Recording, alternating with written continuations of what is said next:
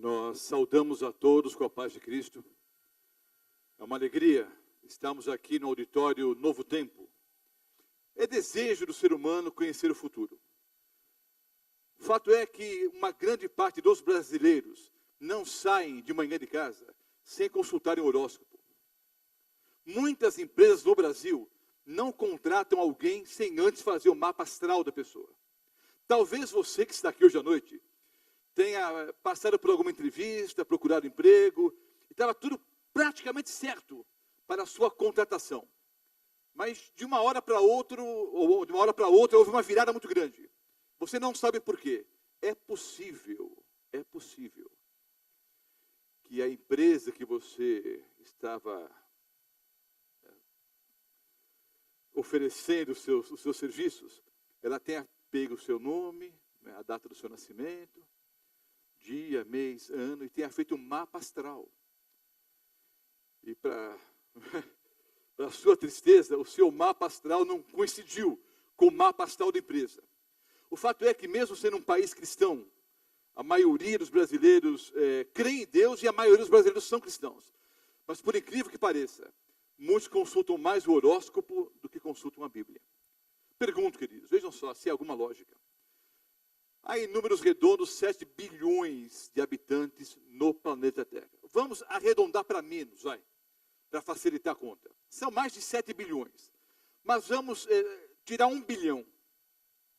Vamos arredondar para 6 bilhões. São 12 signos, né, no zodíaco. Eu sou taurino, eu nasci no dia 8 de maio. Então há pelo menos mais 500 milhões de pessoas que são do mesmo signo, touro. Vocês acham que as outras 500 milhões de pessoas tiveram exatamente o mesmo dia que eu tive hoje? É lógico isso? É um absurdo. Eu, por exemplo, passei o dia preparando o PowerPoint que eu iria utilizar hoje à noite na palestra. Mas o PowerPoint não abriu.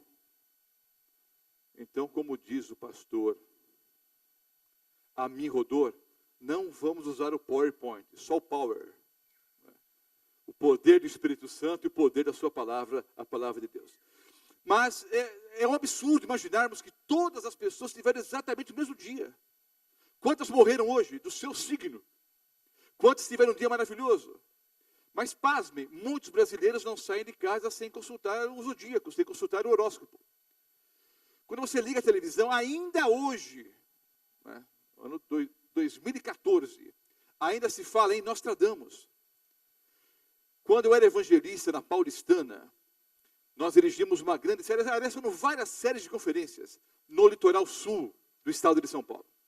Foram 6 ou 7 séries de 30 noites consecutivas. Pregamos ali no Guarujá, pregamos em Bertioga, Bertioga já é litoral norte, né? Mas pregamos ali na Praia Grande, pregamos em Peruíbe, Itanhaém, Mongaguá. E era a época da Copa do Mundo, 2002. E havia uma profecia na internet, nos meios de comunicação. A profecia de Nostradamus. A profecia era mais ou menos a seguinte. Mais ou menos as seguintes palavras.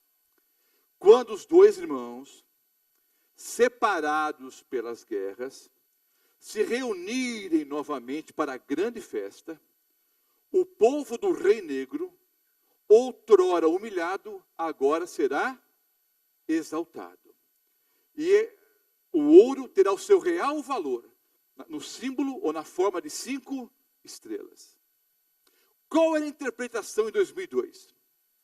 Bom, quando os dois irmãos separados por guerra se reunirem, são os coreanos e os japoneses. A Copa do Mundo vai ser no Japão e na Coreia. Separados por guerras, vão se reunir para a grande festa. A grande festa é a Copa do Mundo. O povo do Rei Negro, o Rei Negro é Pelé, que outrora foi humilhado. O Brasil foi humilhado pela França, em 98, quando perdeu a final por 3-0. Agora seria exaltado, na forma de 5 estrelas. É o pentacampeonato. E o ouro terá o seu real valor. Olha, o ouro é a camisa da seleção brasileira. Seleção o quê? Canarinho. Então a profecia é a seguinte, ou era a seguinte na época. O Brasil vai ser pentacampeão do mundo. E alguém vai dizer, Peraí, pastor, então Nostradamus o quê? Acertou, mas peraí. Eu subi a serra, estava ali em Santos, terminei a programação, subi em direção a São Paulo, e eu estava com o rádio ligado, e havia um programa de debates ali. E o debate era justamente em relação a profecias de Nostradamus. E em meio ao debate surgiu essa história, se o Brasil ia ser pentacampeão ou não, se Nostradamus predisse isso ou não. E eles davam abertura, né, ou liberdade, para as pessoas telefonarem, mandarem e-mail e tal, e fazer algumas perguntas. Eu peguei o celular, não faça isso. Eu peguei o celular dirigindo, tentei ligar, na certeza absoluta que não ia conseguir a ligação. Tentei, eu tenho certeza absoluta que foi por Deus. Na primeira tentativa, eu consegui a ligação. Completou ali a chamada e a recepcionista, ali, a atendente, não é? Muito simpática. Boa noite, boa noite. O senhor está ouvindo o programa? Estou ouvindo. Tem alguma pergunta? Tenho sim. Quer anotar? Não, vou fazer o seguinte, eu vou colocar o senhor ao vivo. Diminui um pouco aí o volume do rádio do seu automóvel, para não dar microfonia, e eu vou colocar daqui a pouquinho o senhor ao vivo. Parei ali no acostamento, orei a Deus para não cair a ligação, esperei alguns minutos ali, 1 minuto, 1 minuto e meio, acho que nem 2 minutos. Fiquei aguardando um pouquinho, aí o âncora do programa disse, olha, temos um senhor aqui na linha, um jovem, eu era jovem na época, né? Temos um jovem senhor na linha, tal. Qual é o seu nome? Roberto Mota. O senhor está ouvindo o programa? Estou ouvindo o programa. O senhor tem alguma dúvida, alguma pergunta? Eu falei, tenho só uma pergunta. Não, pode fazer então que, né, os nossos convidados vão responder então a questão. Eu só tenho uma pergunta.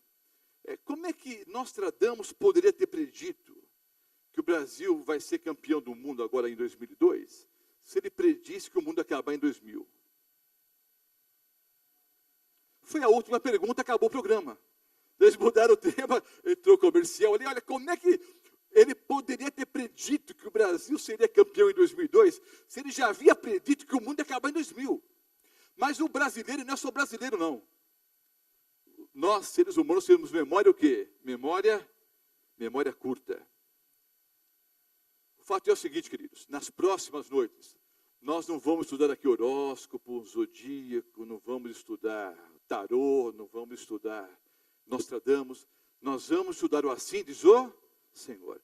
Vamos estudar profecias bíblicas, porque a Bíblia afirma que o Senhor Deus não fará coisa alguma sem antes revelar os seus segredos aos seus servos, os profetas. A Bíblia ainda afirma que toda a profecia das Escrituras Sagradas são inspiradas por Deus, porque homens santos, dirigidos pela pessoa do Espírito Santo, receberam da parte de Deus essa revelação. E a revelação está aqui, na sua palavra, para cada um de nós estudarmos e compreendermos. Vejam bem, queridos, eu peço que vocês abram a Bíblia em Apocalipse, o capítulo 1. Apocalipse, o capítulo 1. Nós vamos dar uma introdução ao assunto aqui nessa noite. O ideal seria que todos nós trouxéssemos a Bíblia todas as noites. Se você não tem Bíblia ou não trouxe Bíblia, a partir de amanhã à noite, nós vamos ter várias Bíblias aqui à disposição de vocês. Mas traga sua Bíblia de casa. Quem não tiver, nós vamos emprestar algumas Bíblias aqui, porque é fundamental que você acompanhe a leitura dentro da palavra de Deus. Abra sua Bíblia, por gentileza, em Apocalipse, o capítulo 1. Eu vou ler os 20 versículos. Depois, vamos explicar aqui, versículo por versículo. E é importante lermos o capítulo todo, por pelo menos 2 razões. A primeira razão é a seguinte: vamos ter uma ideia mais ampla, né, de todo o contexto aqui. E o segundo motivo é o seguinte: se você não gostar da palestra, pelo menos vai ler 20 versículos bíblicos e vai embora para casa alimentado, não é? Então, abra sua Bíblia em Apocalipse, capítulo 1, os versículos 1 em diante. Revelação de Jesus Cristo, que Deus lhe deu para mostrar aos seus servos as coisas que em breve devem acontecer. E que ele, enviando por intermédio do seu anjo, notificou ao seu servo João, o qual atestou a palavra de Deus e o testemunho de Jesus Cristo, quanto a tudo o que ouviu e viu. Bem-aventurados aqueles que leem e aqueles que ouvem as palavras da profecia e guardam as coisas nela escritas, pois o tempo está próximo. João, às 7 igrejas que se encontram na Ásia, graça e paz a vós outros, da parte daquele que é, que era e que há de vir, da parte dos 7 espíritos que se acham diante do trono, e da parte de Jesus Cristo, a fiel testemunha, o primogênito dos mortos e o soberano dos reis da terra. Aquele que nos ama e pelo seu sangue nos libertou dos nossos pecados e nos constituiu reino, sacerdotes para o Deus e Pai, para o seu Deus e Pai, a ele a glória e o domínio pelos séculos dos séculos. Amém.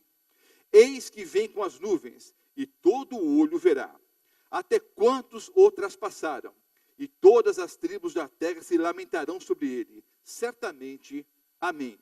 Eu sou o Alfa e o Ômega, diz o Senhor Deus, aquele que é, que era e que há de vir, o Todo-Poderoso.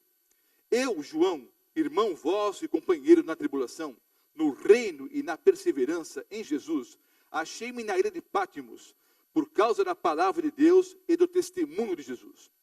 Achei-me em espírito no dia do Senhor, e ouvi por detrás de mim grande voz, como de trombeta, dizendo: o que vês, escreve em livro e manda às 7 igrejas, Éfeso, Esmirna, Pérgamo, Tiatira, Sardes, Filadélfia e Laodiceia. Voltei-me para ver quem falava comigo, e voltando vi 7 candeeiros de ouro, e no meio dos candeeiros, um semelhante a filho de homem, com vestes talares, e cingido à altura do peito com uma cinta de ouro. A sua cabeça e cabelos eram brancos como a alva lã, como neve os olhos como chama de fogo, os pés semelhantes ao bronze polido, como que refinado numa fornalha, a voz como a voz de muitas águas. Tinha na mão direita 7 estrelas, e na boca saía-lhe uma afiada espada de 2 gumes. O seu rosto brilhava como o sol na sua força. Quando vi, caí a seus pés como morto. Porém ele pôs sobre mim a mão direita, dizendo: não temas, eu sou o primeiro e o último, aquele que vive. Estive morto, mas eis que estou vivo pelos séculos dos séculos, e tenho as chaves da morte e do inferno. Escreve, pois, essas palavras que viste, e as que são, e as que hão de acontecer depois destas, quanto ao mistério das 7 estrelas que viste na minha mão direita, e aos 7 candeeiros de ouro. As 7 estrelas são os anjos das 7 igrejas, e os 7 candeeiros são as 7 igrejas.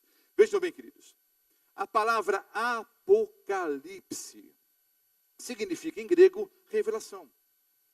A própria palavra, o próprio livro em inglês chama-se Revelation. Revelação de Jesus Cristo. A palavra revelação, queridos, vem do latim revelo, remover, tirar, velo, cortina. Revelação significa literalmente mover a cortina ou tirar o véu. A ideia é a seguinte: é como se o Senhor Deus estivesse atrás de uma pesada cortina e o homem não tinha acesso a Deus. Então esse Deus que não pode ser conhecido, esse Deus que é incognoscível, porque os seus pensamentos não são os nossos pensamentos, os seus caminhos são muito mais elevados do que os nossos caminhos. Esse Deus que não pode ser conhecido, ele se revelou. Ele abriu as cortinas, ele mostrou a cara. Então entenda uma coisa, queridos. A própria palavra teologia traz em si mesma um erro teológico, não é? Não existe estudo de Deus. O que existe de fato é estudo daquilo que Deus quis revelar a respeito de si próprio. Um dos temas que nós vamos abordar ao longo do seminário é sobre a Santíssima Trindade, Deus do Pai, Deus do Filho, Deus o Espírito Santo. Eu vou tentar resumir esse assunto, porque sempre me pergunto, porque é um tema assim que tem levantado muita dúvida na mente de algumas pessoas no mundo cristão hoje. Muitos me perguntam: pastor Mota, o senhor tem alguma palestra sobre a Trindade? Eu digo: não, eu tenho 32. Sem repetir nenhum versículo. Então nós vamos em alguma noite ao longo do seminário estudarmos juntos esse assunto, a Santíssima Trindade. Mas eu já vou adiantar uma coisa: muitas pessoas pensam e dizem o seguinte: olha, nós só vamos conhecer a Deus 100% aonde? No céu. E eu digo para vocês, nem no céu. 100% nem no céu. Porque o dia que eu puder explicar a Deus nos mínimos detalhes, eu serei o quê? Igual ou superior a Ele. Então isso nunca vai acontecer. É fato que um dia nós o veremos face a face. Teremos uma visão muito mais clara, muito mais ampla do que temos hoje. Mas nós só conhecemos de Deus, ou a respeito do Senhor, aquilo que Ele quer o quê? Revelar a respeito de si próprio. Revelação é sempre teocêntrica, o centro é Deus. E o objetivo primário, não é, da revelação é conduzir a pessoa aos pés do nosso Senhor e Salvador Jesus Cristo. Então notem, revelação. Se é revelação, não é algo oculto, não é algo misterioso, não é algo sombrio. Revelação de Jesus Cristo, tanto em grego quanto em português, as duas formas são plausíveis. Vejam só, é revelação dada pelo Senhor Jesus Cristo e ao mesmo tempo é revelação a respeito do Senhor Jesus Cristo. As duas formas são plausíveis, são possíveis, tanto em grego quanto em português. Então, na verdade, queridos, o Apocalipse foi dado pelo Senhor Jesus. E o Apocalipse fala a respeito do Senhor Jesus. E esse livro foi dado para quem? Lhe deu para mostrar aos seus servos as coisas que em breve devem acontecer. Queridos, o Senhor Deus nos deu o Apocalipse por várias razões. Vou mencionar apenas duas. Por amor a você, por amor a mim, Ele escancara as cortinas. Ele mostra o futuro para que você e eu tenhamos o quê? Esperança. Tenhamos certeza de que o Senhor Deus preparou um lugar melhor para cada um de nós. O fato é o seguinte, queridos, as profecias bíblicas apontam para o fim dos reinos desse mundo e para um fim, que é o estabelecimento do reino de Deus nessa terra. Então Deus escancara as cortinas no Apocalipse. Por amor a você, por amor a mim, Ele mostra o futuro. Mas Deus também nos deu o Apocalipse por uma segunda razão, por um segundo motivo. Para que no dia do juízo, ninguém diga, eu não sabia. Entenderam? O Apocalipse também foi dado, para que no dia do juízo, ninguém diga, eu não sabia, eu fui enganado. Fui enganado por quê? Você tem a Bíblia, tem o assim, diz o Senhor. Há um fato triste, queridos. Nós somos um país cristão. Isso não é um fato triste, isso é um fato positivo. O triste é que nesse grande país cristão, a maioria das pessoas nunca leram a Bíblia. A maioria das pessoas não conhecem o assim, diz o Senhor. Então Deus nos dá o Apocalipse, nos dá a revelação, para que possamos entender as coisas que brevemente hão de acontecer. Algumas pessoas pensam que o Apocalipse é um livro selado, misterioso, que ninguém pode entender. Um conhecido pregador, que por um motivo ético, não vou citar o nome, ele tem programas na televisão, ele recebeu uma carta, eu até imagino que foi um adventista do sétimo dia que mandou a carta. Pelo teor da carta, parecia claramente que foi redigida por um adventista. E a pessoa perguntava então, ou pedia para esse grande pregador, ou conhecido pregador evangélico, explicar Apocalipse 12 e 13.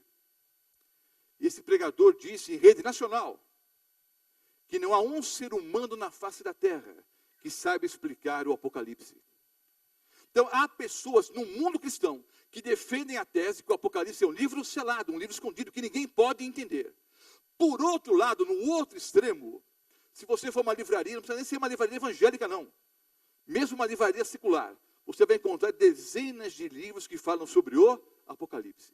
Mas qual é o problema? Que esses autores que escreveram sobre o Apocalipse, cada um deles escreveu de acordo com a sua visão, com o seu pensamento. Isso é um erro terrível, porque há alguns princípios de interpretação, queridos. Eu vou mencionar alguns agora. O Apocalipse, como nós já lemos aqui, se é revelação de Jesus Cristo dada para os seus servos, então não é um livro o quê? Selado. É um livro que você e eu devemos o quê? Entender. Agora, há alguns princípios de interpretação. Vou mencionar pelo menos 5 princípios gerais, mais uns 2 ou 3 específicos para o Apocalipse. Primeiro ponto, queridos, que vale para o Apocalipse e vale para toda a Bíblia. Primeiro princípio, o texto sempre deve ser estudado dentro do seu contexto. E é uma frase que o mundo evangélico conhece bem. Um texto fora do contexto é um pretexto. Então, eu tenho que estudar o versículo bíblico, o texto bíblico, dentro do seu contexto. Eu não posso tirar uma frase do contexto e ensinar aquilo que eu bem entendo. Você já foi vítima de uma situação como essa? Espero que não tenha produzido a situação. Espero que você tenha sido vítima das circunstâncias.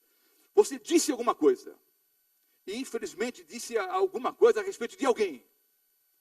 Para uma outra pessoa. Estou batendo papo com um amigo, e você, citando uma outra pessoa, disse alguma coisa. E esse seu amigo vai e conta para outra pessoa o que você disse. Só que ele fez o seguinte. Ele tirou uma frase do contexto e até mudou o tom de voz.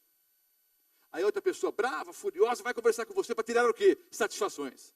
Você falou isso a meu respeito? Falei. Eu disse isso. Só que antes eu falei isso, isso e isso. Depois eu falei isso, isso e isso. Entenderam? O fofoqueiro foi lá e tirou uma frase do contexto. Já aconteceu isso com você ou não? Muitas pessoas fazem isso com a palavra de Deus. Tiram uma frase do contexto e mudam completamente o sentido. Então, cada versículo, cada texto deve ser estudado dentro do seu contexto. Segundo ponto importante em relação ao Apocalipse e em relação a toda a Bíblia. O melhor intérprete da Bíblia é a própria Bíblia. Não vá atrás do pastor Mota, do padre, do bispo, de qualquer outro pastor evangélico. Estude-o assim, diz o Senhor. O melhor intérprete da Bíblia é a própria Bíblia. Terceiro ponto importante. O texto bíblico pode ser literal ou simbólico. A maior parte dos escritos bíblicos são o quê? Literais. O que significa isso? Da forma como você lê, você entende. Agora, vários versículos bíblicos, especialmente em profecia, especialmente em Daniel e Apocalipse, os textos são o quê? Simbólicos. Então o texto pode ser literal ou simbólico. Agora vejam só, não é só porque o texto está num livro profético que ele é o quê? Simbólico. Vou dar aqui 2 exemplos clássicos. Daniel capítulo 7, por exemplo. Daniel vê alguns animais diferentes, né? Saindo do mar grande. Ele vê um leão com 2 asas, ele vê um urso, não é? Ele vê um leopardo com 4 cabeças e 4 asas, ele vê um animal terrível, espantoso, sobremodo forte. Queridos, toda essa linguagem é o quê? Simbólica. Daniel vê a história dos reinos desse mundo através do que? De símbolos. Agora, por exemplo, Apocalipse 21:1. Quando João diz, vi novo céu e nova terra. Porque o primeiro céu e a primeira terra passaram e o mar já não existe. Bom, nós vamos estudar ao longo da conferência que mar em profecia significa o quê? Povos, nações, tribos e línguas. Apocalipse 17:15. Mas em Apocalipse 21:1, o mar é literal, não é simbólico. Porque todo o texto é literal. Vi novo céu e nova terra. Isso é literal ou é simbólico? Haverá um novo céu, sim ou não? Haverá uma nova terra, sim ou não? Vi novo céu e nova terra. Porque o primeiro céu e a primeira terra passaram e o mar já não existe. O mar ali, em Apocalipse 21:1, é o quê? Literal. O mar, da forma como nós conhecemos, não vai o que mais existir. Então, o contexto vai deixar bem claro se é simbólico ou literal. Um quarto ponto. As profecias podem ser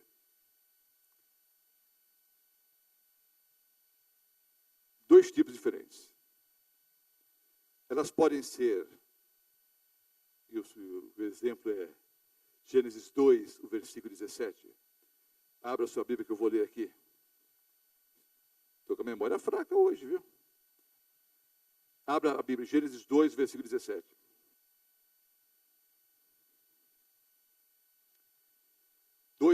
Essa é a primeira profecia bíblica, é uma profecia incondicional.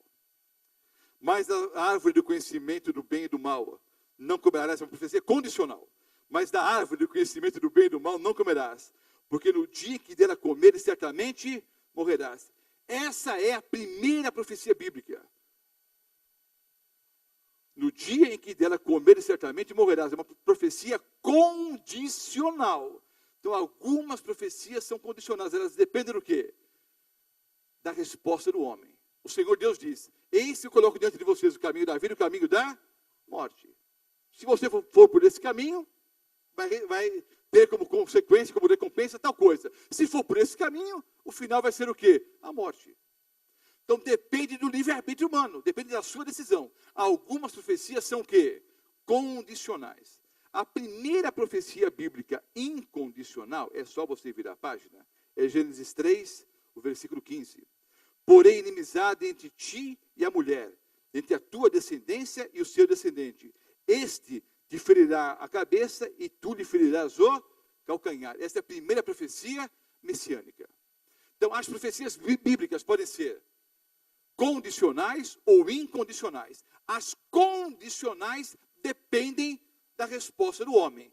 As incondicionais independem da resposta do homem. Por exemplo, quer você queira, quer você não queira, o Senhor Jesus vai voltar a esse planeta. Independe da sua vontade. Depende da sua vontade, estar preparado ou não para esse grande evento. Mas quer você queira, quer você não queira, um dia ele vai voltar. Quinto ponto. Muitas profecias bíblicas têm dupla aplicação. Por exemplo, Mateus capítulo 24. A primeira aplicação ali é para a destruição de Jerusalém no ano 70. O Senhor Jesus predisse a destruição de Jerusalém. E a aplicação mais ampla, sinais para a volta do nosso Senhor e Salvador Jesus Cristo. Então, algumas profecias têm dupla aplicação. Agora, em relação ao Apocalipse, algumas pessoas dizem o seguinte: pastor, não dá para entender esses símbolos, é muito complicado. Vejam bem, queridos, o fato do livro ter sido escrito em símbolos não deveria nos assustar. Por quê?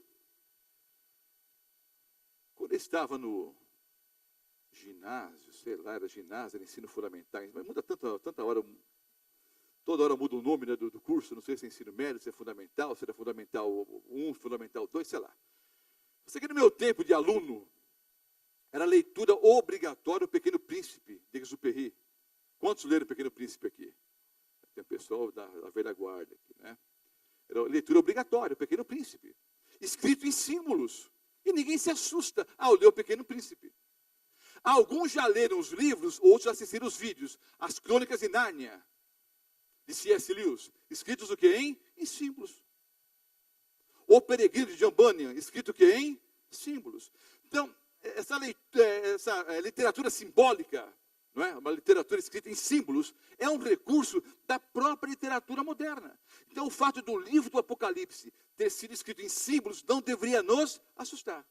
Agora, esses símbolos têm que ser interpretados pela própria Bíblia. Vários desses símbolos são interpretados pelo próprio Apocalipse. Não sei quantos de vocês já viram vídeos por aí. Um negócio chamado Os Estudos Bíblicos. Tabelinha de conversão profética, ou tabela de conversão profética. Vou explicar para aqueles que não sabem. Tabela de conversão profética é o seguinte: vários evangelistas apresentam num quadro, num slide, duas colunas. Do lado esquerdo, o símbolo. Do lado direito, o significado do símbolo.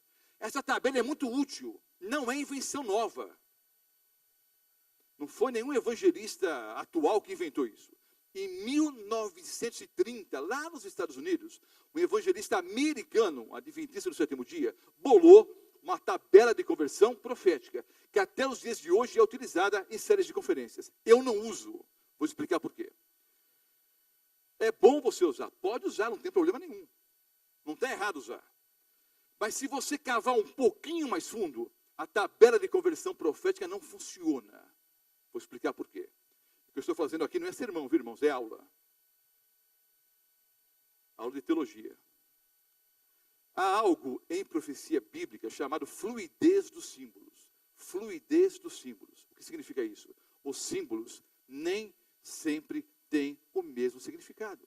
Por exemplo, se eu fizer uma tabelinha de conversão profética agora, e de um lado eu coloco a palavra leão, do lado direito eu vou colocar a interpretação da palavra leão. Me ajude, eu faria o quê? Bom, primeiro, o leão pode ser literal, pode ser um mamífero. Não é? Pode ser um leão, literalmente falando. Um animal, um mamífero. Agora, simbolicamente falando, pode ser quem? Pode ser Babilônia, em Daniel capítulo 7. Pode ser o Senhor Jesus, o leão da tribo de Judá. Pode ser o diabo, que vive como leão, ao redor disposto a destruir. Então eu faço uma tabelinha de conversão profética. De um lado eu coloco leão, do outro lado eu coloco o quê? Mamífero, Babilônia, Jesus e diabo. Entenderam? Chama-se fluidez dos símbolos. Os símbolos nem sempre têm o mesmo significado. Por exemplo, na tabelinha de conversão profética, está ali, que cauda significa falso profeta. Como é que você pode interpretar falso profeta em Apocalipse 12? Não encaixa. Em Apocalipse 12, cauda é símbolo de mentira. Outro exemplo clássico. Eu coloco serpente. Do outro lado eu vou explicar o que é serpente. Pode ser o réptil. Pode ser o diabo, o dragão, a antiga serpente, que é o diabo, Satanás. E pode ser o Senhor Jesus. O que é isso, pastor? Isso é bíblico. O próprio Senhor Jesus, conversando com Nicodemos, disse o quê? Assim como Moisés levantou a serpente no deserto. Aquela serpente que era levantada no deserto era um símbolo do Senhor Jesus morrendo na cruz do Calvário. Então, normalmente, o contexto vai deixar bem claro o significado do símbolo. O Apocalipse não foi o último livro da Bíblia a ser escrito. Mas no cânon bíblico, e a palavra cânon significa regra, no cânon bíblico, o Apocalipse é o último livro, porque todos os livros da Bíblia convergem para o Apocalipse e se cumprem no Apocalipse. Volte agora para o capítulo 1.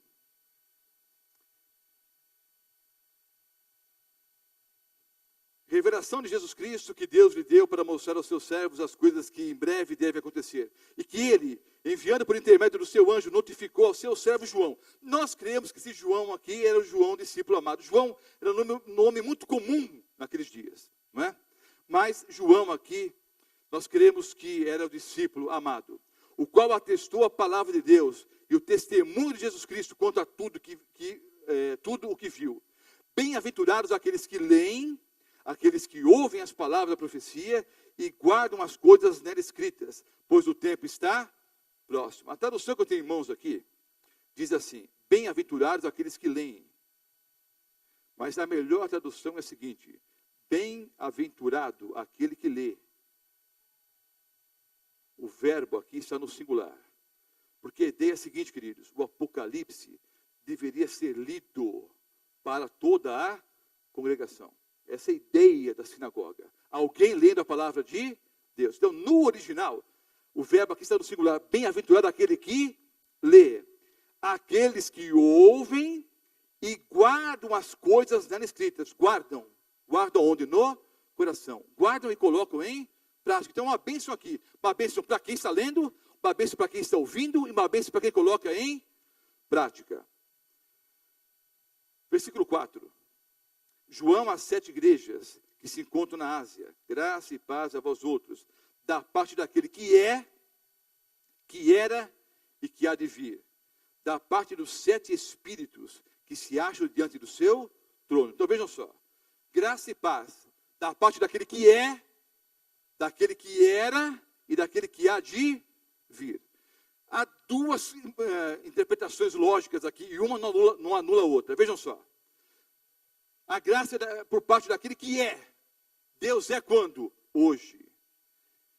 Ele era no passado. E será no futuro. Só que vocês perceberam que é uma mudança aqui.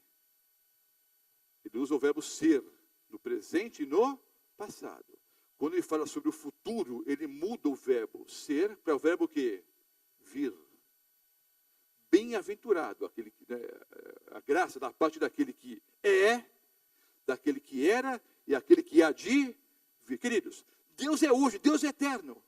O Senhor Jesus Cristo é o mesmo ontem, hoje, será para todo o sempre. Então, Ele é hoje, o Deus da comunhão, da companhia. Eis que estou convosco todos os dias até a consumação do século. Ele está aqui agora, com você e comigo. Mas é o Deus do passado, de Abraão, de Isaac e Jacó. Então, Ele é o Deus da história, Ele é o Deus da comunhão hoje, mas é o Deus que há de vir. E aí, queridos, nós o veremos face a face. Ele é eterno, Ele era, Ele é e Ele será. É para você hoje, foi no passado, e Ele há de vir para você e para mim. Da parte dos 7 espíritos que se acham diante do seu trono. Queridos, o número 7, nós vamos estudar melhor ao longo das conferências, mas o número 7 representa na Bíblia totalidade, perfeição. O número 7 aparece 88 vezes no Novo Testamento. 88 vezes. Vá anotando essas coisas, que algum dia eu vou perguntar alguma coisa, você vai ganhar um prêmio se responder. 88 vezes aparece o número 7 no Novo Testamento. 56 vezes no Apocalipse.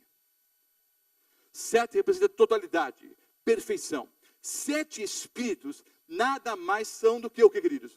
A representação da totalidade da perfeição da pessoa do Espírito Santo. Abra sua Bíblia no livro do profeta Isaías. Isaías, o capítulo 11, o versículo 2.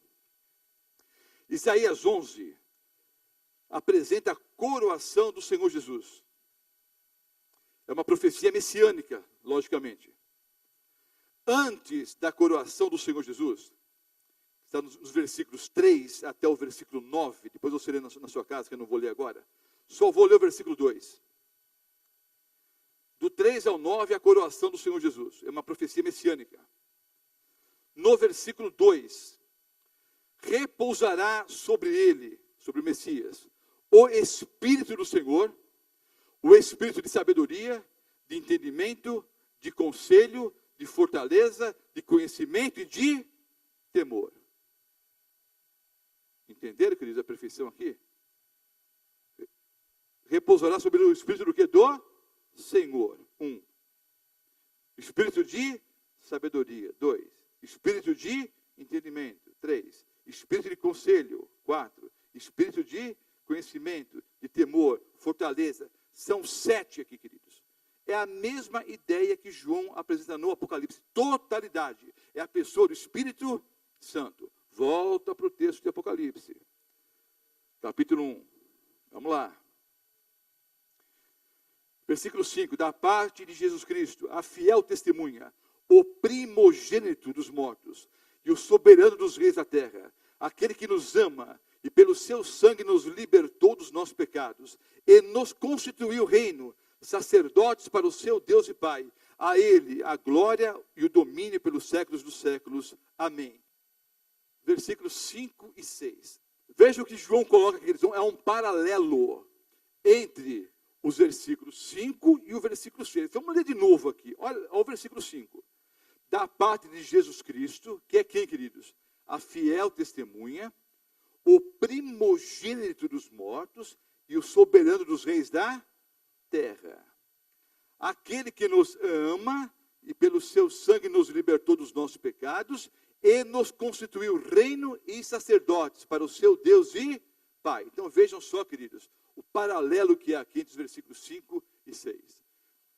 João coloca 3 atributos de Cristo. Quais são os 3 atributos? Fiel, testemunha, primogênito dos mortos e príncipe dos reis da terra. Ele faz um paralelo com o versículo 6. 3 ações da pessoa de Cristo. Ele é fiel testemunha, porque nos ama. É primogênito dos mortos, porque ele nos libertou. Príncipe dos reis da terra, ele nos fez o quê? Reino. E ali 3 estágios da salvação. Ele é fiel testemunha, porque o verbo se fez carne e habitou entre nós. Então, a sua encarnação, e ele encarnou porque nos ama. Sua morte e a sua ressurreição, ele é o primogênito dos mortos. Ele nos libertou. O salário do pecado é a morte, mas o dom gratuito de Deus é a vida eterna. Vocês estão enxergando na Bíblia o paralelo que ele faz, o jogo de palavras que ele faz entre versículo 5 e versículo 6? A sua realeza, a realeza do Senhor Jesus, nos garante a nossa cidadania no seu reino. Ele é o príncipe dos reis da terra. E ele nos fez o quê? Reino. São os 3 estágios do plano da salvação, do plano da redenção. A sua encarnação, sua morte e a sua ressurreição, e a promessa que ele virá para nos buscar, para nos tornar o quê? Cidadãos do seu reino. Esse é o jogo de palavras, o paralelo que João faz aqui nos versículos 5 e 6, e é a mesma ordem que o apóstolo Paulo usa em 1 Coríntios 15. Abra sua Bíblia. Primeira carta do apóstolo Paulo aos Coríntios, capítulo 15. Os versículos 20 a 25. Abra sua Bíblia. Primeira carta do apóstolo Paulo aos Coríntios, capítulo 15. Os versículos 20 a 25. Mas, de fato, Cristo ressuscitou dentre os mortos. É o que nós comemoramos hoje, não é, queridos? A Páscoa. A ressurreição do Senhor Jesus. Domingo de Páscoa. Mas de fato Cristo ressuscitou dentre os mortos, sendo ele as primícias dos que dormem. Visto que a morte veio por um homem, também por um homem veio a ressurreição dos mortos. Porque assim como em Adão todos morrem, assim também todos serão vivificados em Cristo. Cada um, porém, por sua própria ordem.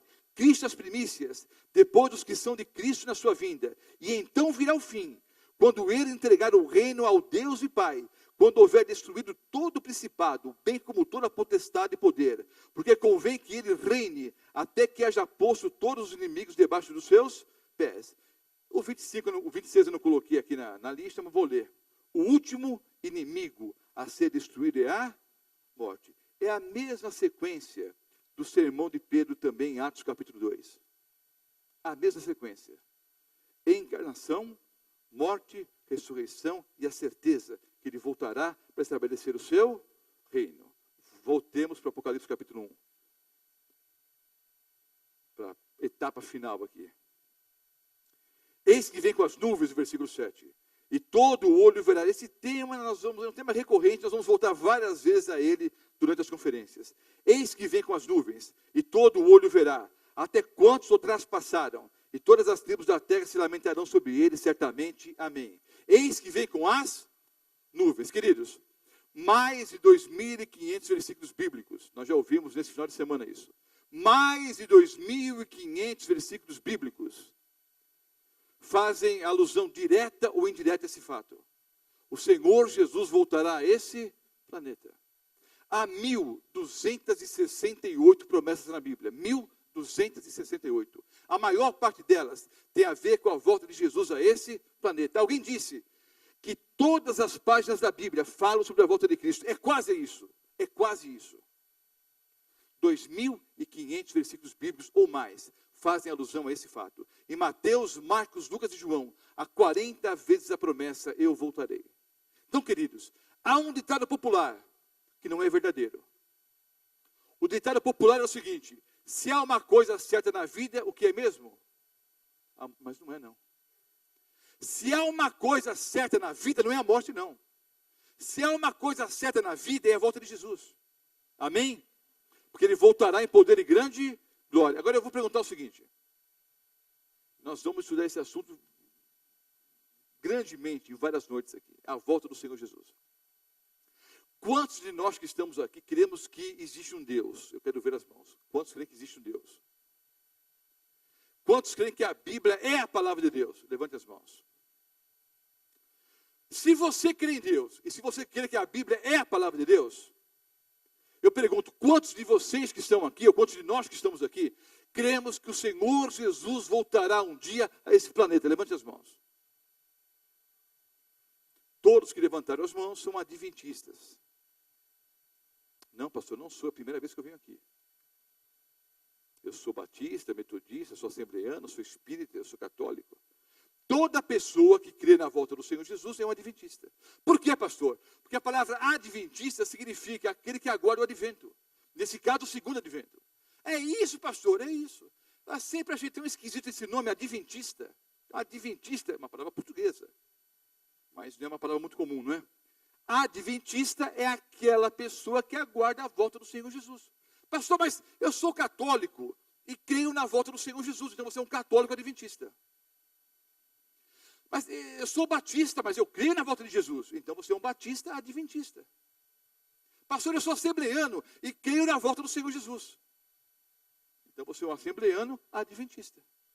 Todos os que creem na volta de Jesus são o quê? Adventistas. Amém? Já temos algo em comum. Amém? Só falta ser o sétimo dia agora. Mas a gente vai explicar isso depois. Tá? Mas adventistas somos nós o quê? Somos. Porque cremos na volta do Senhor Jesus. Ele virá com as nuvens dos céus. E todo o olho verá. Eu sou o alfa e o ômega, diz o Senhor Deus. Aquele que é, que era e que há de vir, o Todo-Poderoso. De novo, aquela questão da eternidade do Senhor Jesus. Não é? Ele é, ele era e ele há de vir, o Todo-Poderoso. Eu, João, irmão vosso e companheiro na tribulação. João estava preso na ilha de Patmos. Sabemos que Domiciano, diz a história que ele foi o primeiro imperador que de verdade achou que era Deus. Domiciano. Ele foi imperador do ano 81 até o ano 96. E ele se autoproclamou Deus. E os cristãos, obviamente, não gostaram disso e não prestaram nenhuma reverência, a esse falso Deus, Domiciano. E ele, então, revoltado com a situação, que os cristãos não lhe prestavam louvor, não prestavam culto a ele, ele chamou os cristãos, de ateus. Os cristãos são ateus, porque eles não adoram a mim, não adoram a Deus. E mandou aprisionar vários cristãos, entre eles, como exemplo, o apóstolo João, que já era bem idoso. Aí João ficou na ilha de Patmos, do ano 94 até o ano 96. Provavelmente em trabalhos forçados, quebrando pedra, já bem idoso. Lá, numa pequena ilha, lá no mar Egeu. Por isso que, olhando para aquela imensidão do mar, 25 vezes, no Apocalipse, ele usa a palavra mar, talassa,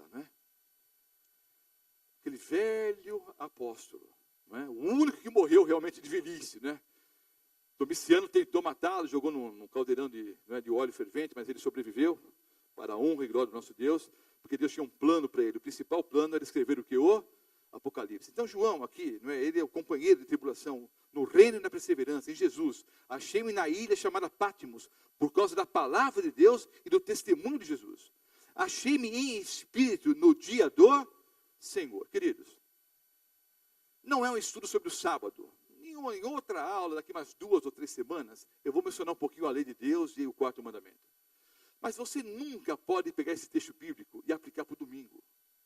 Mesmo porque, queridos, entre vários motivos, a palavra domingo nem na Bíblia aparece. Muito menos o mandamento que manda guardar o domingo.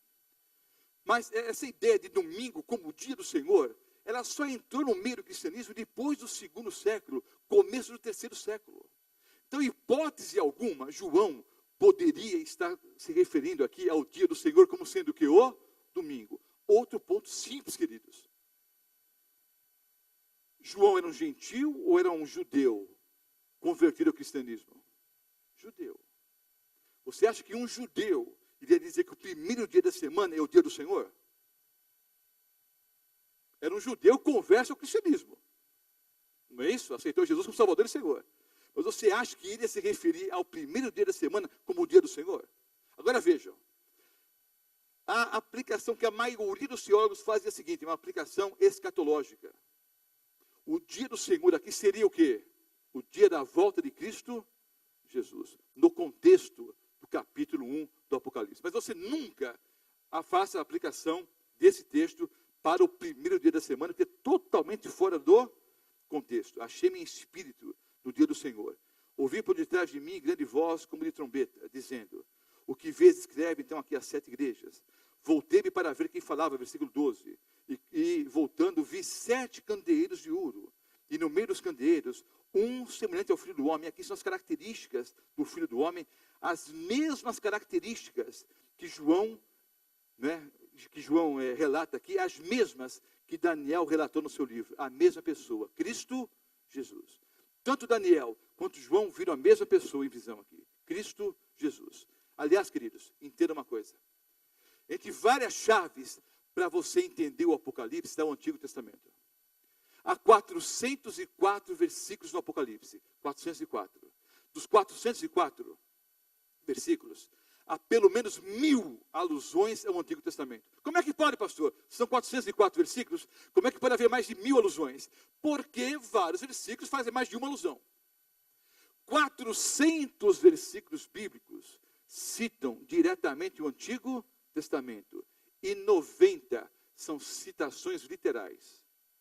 Dos 404 versículos do Apocalipse, 90 são citações literais do Antigo Testamento. Então a maior chave para você entender o Apocalipse é o Antigo Testamento. Especialmente o livro do profeta Daniel, que é um livro paralelo ao livro do Apocalipse. Eles têm a mesma visão. Eles veem aqui o Senhor Jesus. E agora João vê o Senhor Jesus andando aqui no meio dos candeeiros. Versículo 20.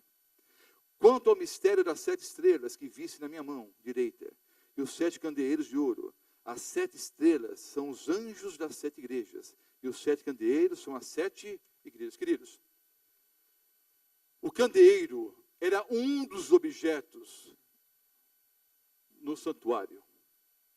Ficava no lugar santo. No ano 70, no slide que eu ia mostrar para vocês o Arco do Triunfo, não de Paris, o Arco do Triunfo de Tito, que está lá em Roma.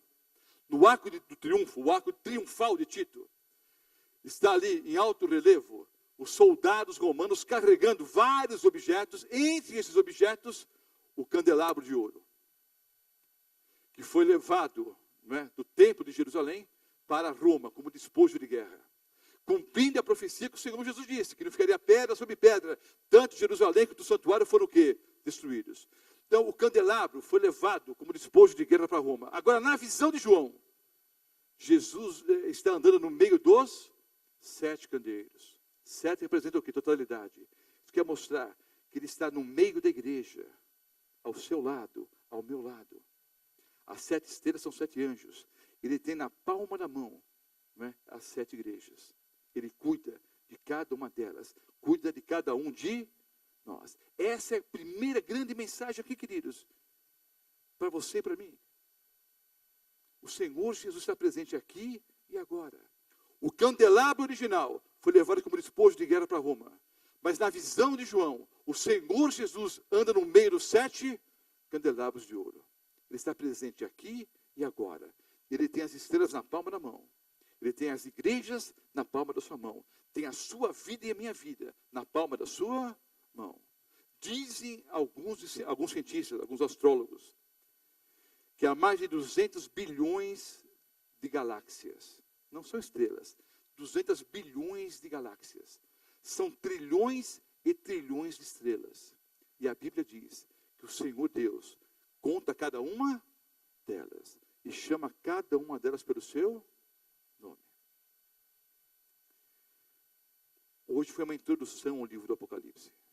Nós vamos amanhã à noite estudar a teodiceia cristocêntrica. Se Deus é bom, por que existe o mal? Depois voltaremos para estudar as 7 cartas das 7 igrejas. Se Deus é bom, por que existe o mal? É o tema da manhã à noite. Mas entenda, o Senhor Jesus está presente aqui e agora. Mais do que isso, quando você sair daqui para a sua casa, Ele vai acompanhar você. Quando você entrar na sua casa, Ele se fará presente lá, se você quiser. Eu não sei quais são as suas lutas, as suas dificuldades. Eu sei que Ele prometeu, eis que estou convosco todos os dias. E essa visão de João é fundamental. Porque a esperança se foi para os judeus na destruição da cidade e do templo. Mas agora João vê o Senhor Jesus andando no meio dos candelabros. É esperança para você e para mim, queridos. O Senhor Jesus venceu na cruz do Calvário. Ao terceiro dia Ele ressuscitou. É o que os cristãos deveriam comemorar hoje. A ressurreição do Senhor Jesus. Nesse domingo de Páscoa. O que significa isso? Se Ele venceu, há vitória para você e há vitória para mim. Eu não sei o que você enfrenta agora. Não sei quais são as suas lutas e dificuldades. Eu sei quais são as minhas. Não foi fácil para mim estar aqui hoje. Confesso, é uma coisa tão simples, tão boba. Eu devia ter ficado preocupado com isso. Mas eu fiquei tão chateado de ter ficado das 6 da manhã até as 6 da tarde preparando o PowerPoint e depois não funcionar. Não foi culpa deles aqui, não. Não tem nada a ver com o equipamento aqui da igreja. Era para ter ficado chateado? Não. Tem tanta coisa muito pior para a gente resolver, não é? Mas fiquei chateado. Há lutas, há dificuldades. Eu me lembro, queridos, de tantas provas que eu enfrentei na minha vida. Minha esposa grávida. Nosso primeiro filho, Mateus, que é pastor em Ribeirão Preto hoje. É capelão no Colégio Adventista em Ribeirão Preto. Contratamos, eu não vou dizer o nome da médica, obviamente, mas era considerada, na área, a melhor médica do estado de São Paulo. Ela vivia no Faustão, no programa da Silvia Popovic. Alguns, se eu falar muito, já vão saber até quem é. E eu preocupado, né, para que desse tudo certinho, nós contratamos a melhor médica do estado de São Paulo. Do começo ao fim do parto, ela só fez coisa errada. Eu quase perdi minha esposa e meu filho.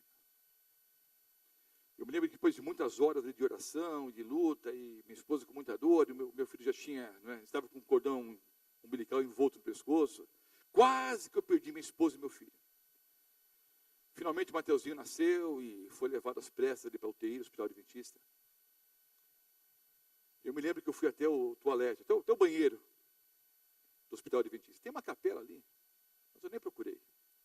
Eu fui até o banheiro, o lugar mais próximo que eu tinha ali para ficar sozinho. Entrei, fechei a porta do toalete e coloquei meu rosto no chão do banheiro. Já é um risco qualquer infecção hospitalar, não é? Não é o melhor lugar para você colocar o rosto no chão, não é? Mas, queridos, na hora do desespero, você não se preocupa onde você está, se o lugar é limpo, se não é. Coloquei meu rosto no chão do banheiro ali. Eu clamei a Deus, eu implorei a Deus que Ele salvasse a vida do meu filho. E Deus ouviu a oração, respondeu a oração. Tem um filho bonito, né? Puxou o pai, né? Cara do pai.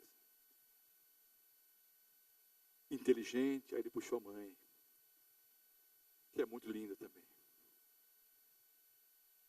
Tenho orgulho do meu filho, é pastor ali em Ribeirão Preto, mas eu lembro da dor, do sofrimento, da luta. Eu não sei o que você enfrenta agora. Talvez a senhora seja triste, porque a senhora confiou tanto em alguém, não é? Esse alguém traiu a sua confiança. E talvez a senhora se pergunte agora, mas como é que eu pude ter sido tão ingênua? Como é que eu não enxerguei? Estava na minha cara e não vi. Todo mundo sabia, menos eu. Sabe, querida, quando a senhora estava sozinha em casa, e as lágrimas correram pela sua face, o esposo não sabe, o esposo não viu. Os filhos não sabem. Mas há um Deus no céu que viu e contou cada lágrima que a senhora derramou. Mais do que isso, Ele prometeu que está guardando cada lágrima que nós derramamos. Havia um costume, e é o costume ainda com os países orientais. Quando o jovem vai para a guerra, se o jovem é casado, a esposa faz isso. Se o jovem é solteiro, a mãe faz isso. Ou em alguns casos, tanto a mãe quanto a esposa. O jovem vai para a guerra. A mãe ou a esposa, em alguns casos as duas, compra um vasinho. E enquanto os jovens estão na guerra, elas estão chorando. Elas guardam todas as lágrimas no vasinho. E quando o jovem volta da guerra, elas entregam então o vasinho, né, cheio de lágrimas. O Senhor Deus prometeu, eu contei e guardei cada lágrima que vocês derramaram. Guardei no meu vaso. E eu vou entregar para vocês naquele dia, quando eu vou enxugar dos olhos toda a lágrima. O esposo não viu, os filhos não sabem. Deus contou cada lágrima. Sabe por quê? Porque Ele anda no meio de nós. João viu isso. Jesus andando no meio dos candelabros, andando no meio da igreja, andando no nosso meio agora. Ele conta cada lágrima. Sabe, meu amado irmão, o senhor chegou um dia em casa, brigou com o patrão, ou fez um mau negócio, a empresa está indo de mal a pior. O senhor chegou ali, as crianças estavam brincando. A esposa tinha preparado o jantar, estava bonitona como sempre, arrumadona ali, tudo certinho em casa. Ninguém percebeu. O senhor entrou e disse, querida, só um minutinho, eu vou tomar um banho.